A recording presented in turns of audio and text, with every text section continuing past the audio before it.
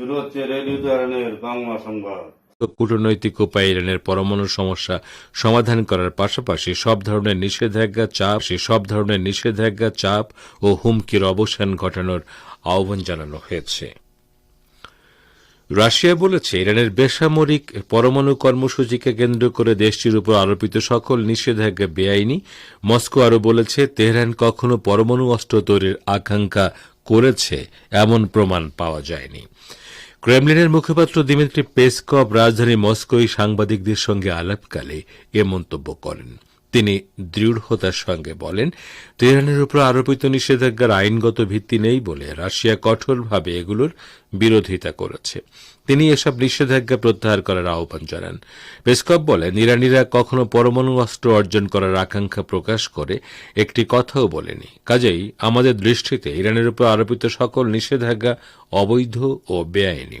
মার্কিন যুক্তরাষ্ট্রের নেতৃত্বাধীন পাশ্চাত্য দাবি করছে যে ইরান সামরিক লক্ষ্যে তার পরমাণু কর্মসূচি পরিচালনা করছে। পাশ্চাত্য এমন সময় এ অভিযোগ করছে যখন জাতিসংঘের পরমাণু তদারকি বিষয়ক সংস্থা আইএই এর গভীর নজরদারিতে ইরানের পরমাণু কর্মসূচি পরিচালিত হচ্ছে। যুদ্ধবিরতি লঙ্ঘন করে গাজার বিভিন্ন স্থানে হামলা অব্যাহত রেখেছে দখলদার ইসরায়েল। শুক্রবার গাজা সিটিতে ইসরায়েলি ড্রোন হামলায় 4 ফিলিস্তিনি শহীদ হয়েছেন। এছাড়া গাজার সাগর উপকূলে ইসরায়েলি নৌবাহিনীর হামলায় 1 ফিলিস্তিনি শাহাদাত বরণ করেছেন। এছাড়া গাজার দক্ষিণ রাফায় ইসরায়েলি ট্যাঙ্ক এবং গানবোট থেকে গোলা ছোড়া হয়েছে বলে খবর পাওয়া গেছে। ইসরায়েলি বাহিনী দক্ষিণ পূর্ব গাজার আল জৈতুন এলাকার পূর্ব অংশে ড্রোনের সাহায্যে হামলা চালালে 4 ফিলিস্তিনি শহীদ হন।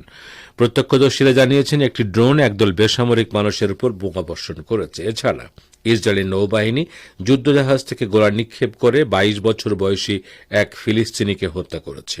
এই শহীদের নাম মোহাম্মদ রিয়াদ সিমাই। উপকূলে মাছ ধরাই ছিল তার পেশা। এছাড়াও শুক্রবার সন্ধ্যায় দক্ষিণ গাজার রাফা শহরে ইসরায়েলি বাহিনীর গুলিবর্ষণে 6 জন ফিলিস্তিনি আহত হয়েছেন। ফিলিস্তিনের ইসলামী প্রতিরোধ আন্দোলন হামাস তাদের হাতে আটক একজন ইসরায়েলি আমেরিকান পরবন্দী ও অপর 4 বন্দীর মরদেহ হস্তান্তর করতে নিজের প্রস্তুতি ঘোষণা করেছে। কাতারের রাজধানী দোহায় গাজা যুদ্ধবিরতি নিয়ে ইসরায়েলের সঙ্গে পরোক্ষ আলোচনা আবার শুরু হওয়ার পর এ প্রস্তুতি ঘোষণা করল হামাস। হামাস শুক্রবার এক বিবৃতিতে বলেছে, গাজা যুদ্ধবিরতি নিয়ে আলোচনা আবার শুরু করার জন্য ভ্রাতৃপ্রতিম মধ্যস্থতাকারীদের পক্ষ থেকে প্রস্তাব গ্রহণ করেছেন হামাসের নেতৃবৃন্দ। এর জবাবে ইহুদিবাদী সেনা ইদেন আলেকজান্ডারকে মুক্তি দিতে সম্মত হয়েছে হামাস। আলেকজান্ডারের মার্কিন নাগরিকত্ব রয়েছে। এছাড়া আরও 4 দ্বৈত নাগরিকের লাশ ফেরত দিতে সম্মত হয়েছে হামাস। সংগঠনটির শীর্ষস্থানীয় কর্মকর্তা তাহের আন নুনু একথা নিশ্চিত করেছেন। ওই 5 জনই ইসরায়েলি আমেরিকান নাগরিক। হামাস একই সঙ্গে দৃঢ়ভাবে নিজের এই সিদ্ধান্তে অটল থাকার কথা ঘোষণা দিয়েছে যে গাজায় দ্বিতীয় দফা যুদ্ধবিরতিতে তারা তখনই সম্মত হবেন যখন তা স্থায়ীভাবে গাজার উপর চাপিয়ে দেয়া গণহত্যামূলক যুদ্ধের সমাপ্তি ঘটাবে। জাতিসংঘ মহাসচিব অ্যান্তোনিও গুতেরেস রোহিঙ্গা ইস্যুতে বাংলাদেশকে জাতিসংঘের সমর্থন অব্যাহত রাখার কথা পুনর্ব্যক্ত করেছেন। আজ সকালে রাজধানীর গুলশানে জাতিসংঘের নতুন ভবনে এক অনুষ্ঠানে বক্তৃতাকালে তিনি এই আশ্বাস দেন। জাতিসংঘ শান্তি মিশনে বাংলাদেশি শান্তিরক্ষীদের অবদানের কথা স্মরণ করে গুতেরেস বলেন, তারা এই ক্ষেত্রে গুরুত্বপূর্ণ ভূমিকা পালন করেছে। এ সময় তিনি বাংলাদেশের অন্তর্বর্তীকালীন সরকারের সংস্কারের উদ্যোগ নিয়েও আলোচনা করেন। গুতেরেস আজ জাতিসংঘে বাংলাদেশের সদস্যপদ লাভের 50তম বার্ষিকী উপলক্ষে আয়োজিত এক আলোকচিত্র প্রদর্শনী ঘুরে দেখতে এবং জাতিসংঘের আনুষ্ঠানিক পতাকা উত্তোলন করতে গুলশানে জাতিসংঘের নতুন ভবন পরিদর্শনে যান। বাংলাদেশ জাতীয়তাবাদী দল বা বিএনপি মহাসচিব মির্জা ফখরুল ইসলাম আলমগীর বলেছেন, আমরা আমাদের বক্তব্যের মধ্যে বলেছি সংস্কার অবশ্যই করতে হবে। সংস্কারের কথা সবার আগে বলেছে, কিন্তু সংস্কারটা যত দ্রুত করা যায়।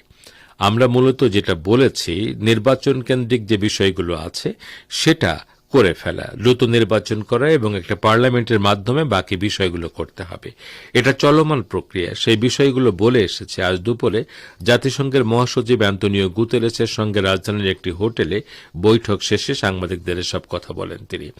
জাতিসংঘ মহাসচিব এ ব্যাপারে কোনো মন্তব্য করেছেন কিনা এমন প্রশ্নের জবাবে ফখরুল বলেন, এ ব্যাপারে মহাসচিব কোনো কমেন্ট করেননি, কারণ এটা আমাদের অভ্যন্তরীণ ব্যাপার।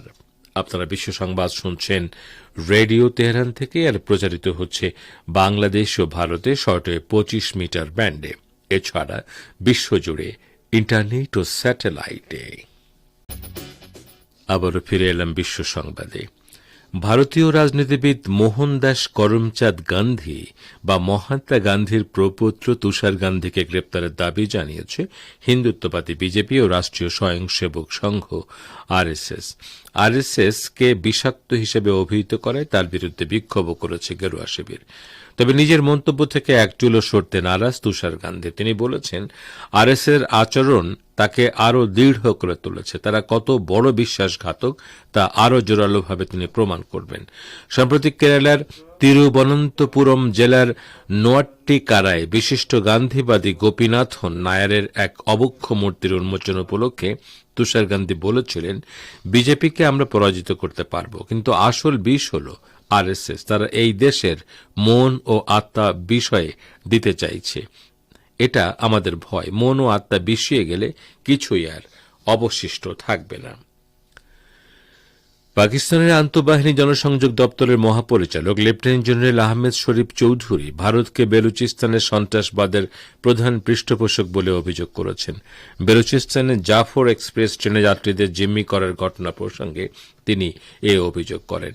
বেলুচিস্তানের মুখ্যমন্ত্রী শরফরাজ বুগুতির সঙ্গে শুক্রবার এক সংবাদ সম্মেলনে আইএসপিআর এর মহাপরিচালক বলেন, বেলুচিস্তানের সাম্প্রতিক হামলা এবং অতীতে ঘটা অন্যান্য সন্ত্রাসবাদী ঘটনায় আমরা বুঝতে পেরেছি আপনাদের পূর্বাঞ্চলীয় প্রতিবেশী দেশই এসবের পৃষ্ঠপোষক। আহমেদ শরীফ বলেন, এরই মধ্যে সন্ত্রাসীদের পক্ষ নিয়ে ভারতের গণমাধ্যম যুদ্ধ শুরু করেছে। পাকিস্তানে সন্ত্রাসীদের পৃষ্ঠপোষকতায় ভারতীয় নীতির অংশ হিসেবে জাফর এক্সপ্রেসে হামলা চালানো হয়েছে। লেবাননের পার্লামেন্ট স্পিকার নাবি বেরি বলেছেন, লেবাননকে রক্ষা করতে হলে দেশের দক্ষিণাঞ্চলকে রক্ষা করতে হবে এবং দেশের এক বিঘত ভূখণ্ডের বিষয়েও ছাড় দেওয়া হবে না। তিনি এক ভাষণে আরও বলেন, লেবানন সকল চাপ সত্ত্বেও তার এক বিঘত ভূখণ্ড বা তিল পরিমাণ ভূমি এবং সার্বভৌমত্বের বিষয়ে কারো সঙ্গে আপোষ করবে না। ইহুদিবাদী ইসরায়েলের দখল থেকে নিজের সমস্ত ভূখণ্ড মুক্ত করার জন্য সকল প্রকার উপায় অবলম্বন করা হবে বলেও তিনি স্পষ্ট ঘোষণা দিয়েছেন। নাবি বেরি আরও বলেছেন, লেবাননকে রক্ষা করার জন্য দেশের দক্ষিণ অংশকে রক্ষা করতে হবে, আর লেবাননকে রক্ষা করার জাতীয় দায়িত্ব। এক্ষেত্রে কোনো মতবিরোধ থাকা অগ্রহণযোগ্য। এক্ষেত্রে ঐক্যমত্য বজায় রাখতে হবে। লেবাননের পার্লামেন্টারি স্পিকার বলেন, বিশ্বাস করুন, আমরা যদি ঐক্যবদ্ধ থাকি তাহলে লেবাননের সামনে থাকা সমস্ত চ্যালেঞ্জ কাটিয়ে উঠতে পারব। রাশিয়ার প্রেসিডেন্ট ভ্লাদিমির পুতিন মার্কিন প্রেসিডেন্ট ডোনাল্ড ট্রাম্পের বিশেষ প্রতিনিধি স্টিভ উইটকফের সঙ্গে মস্কোয় বৈঠক করেছেন। ওই বৈঠকের মাধ্যমে ইউক্রেন স্থায়ী যুদ্ধবিরতির বিষয়ে আশা তৈরি করেছে। বৈঠকে ট্রাম্পের কাছে পৌঁছানোর জন্য পুতিনের পক্ষ থেকে একটি বার্তা হস্তান্তর করা হয়। সেই সঙ্গে সৌদি আরবে সম্প্রতি মার্কিন ইউক্রেন বৈঠকের বিস্তারিত বিবরণ তুলে ধরে ট্রাম্পের পক্ষ থেকে পাঠানো একটি বার্তা পুতিনের হাতে তুলে দেওয়া হয়। মূলত সৌদি আরবে ইউক্রেনের সঙ্গে মার্কিন কর্মকর্তাদের আলোচনার পর দুদেশের মধ্যে স্বাক্ষরিত যৌথ বিবৃতি সম্পর্কে মস্কোকে অবহিত করতে উইটকফ রাশিয়া সফর করেন। ওই যৌথ বিবৃতিতে রাশিয়ার সঙ্গে 30 দিনের যুদ্ধবিরতিতে সম্মত হয় ইউক্রেন। এর বিনিময়ে কিয়েভকে আবার সামরিক ও গোয়েন্দা তথ্য সরবরাহ করতে রাজি হয় ওয়াশিংটন। সাবেক প্রেসিডেন্ট বাইডেনের শাসনামলে প্রদত্ত এই সহায়তা ট্রাম্প ক্ষমতায় এসেই বন্ধ করে দিয়েছিলেন, কিন্তু ইউক্রেন এবার 30 দিনের যুদ্ধবিরতিতে সম্মত হওয়ার কারণে আবার তা চালু করলেন ট্রাম্প। রাশিয়ার প্রেসিডেন্ট ভ্লাদিমির পুতিন পশ্চিমাঞ্চলীয় কুরস্ক অঞ্চল নিয়ে ইউক্রেনকে কঠোর হুঁশিয়ারি দিয়েছেন। তিনি বলেছেন, ইউক্রেনের সেনারা হয় কুরস্কে আত্মসমর্পণ করবে, না হয় তারা মারা পড়বে। যুদ্ধবিরতির জন্য যখন জোরদার আলোচনা চলছে তখন তিনি এই হুঁশিয়ারি দিলেন। ইউক্রেনের সঙ্গে যুদ্ধবিরতিতে যেতে একমত হলেও পুতিন স্পষ্ট করে কিছু জানাননি, বরং তার কথায় নতুন করে আরও ধোঁয়াশা তৈরি হয়েছে। তিনি শর্ত দিয়েছেন, কুরস্ক অঞ্চলে ইউক্রেনকে সম্পূর্ণ আত্মসমর্পণ করতে হবে। বৃহস্পতিবার মস্কোতে সাংবাদিকদের সাথে কথা বলার সময় রুশ প্রেসিডেন্ট এসব কথা বলেন। তো শ্রোতা বন্ধুরা, আমাদের নিউজ ডেস্কে এখনকার মতো এই ছিল সর্বশেষ খবর। এতক্ষণ আমাদের সাথে থাকার জন্য অনেক অনেক ধন্যবাদ।